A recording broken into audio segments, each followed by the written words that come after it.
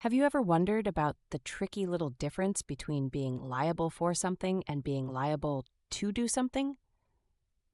English loves to make things complicated, doesn't it?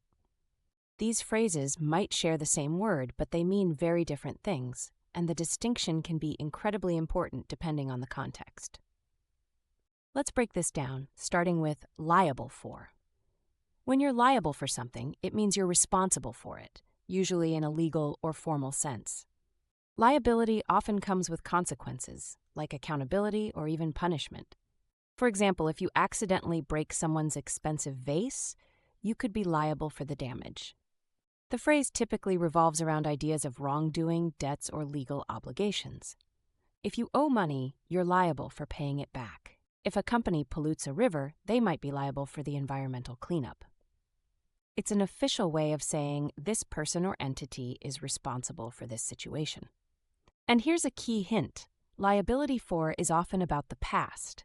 It's tied to an action or event that's already taken place, where someone now needs to face the consequences.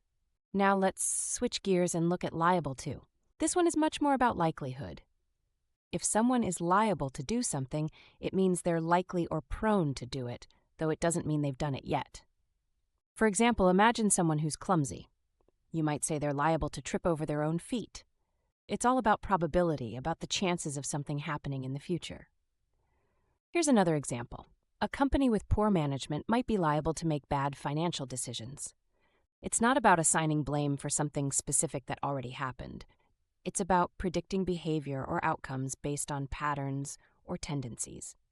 You're looking forward instead of backward. So let's summarize.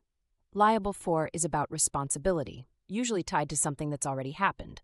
Think who's accountable for this mess. Meanwhile, liable to is about likelihood, a prediction of what might happen. Think what's this person likely to do next? The difference might seem small at first glance, but it's critical when communicating accurately.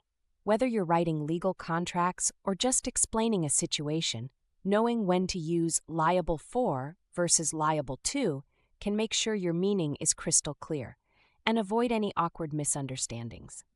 And the next time you hear someone say they're liable, you'll be primed to ask liable for or liable to, because now you know the difference.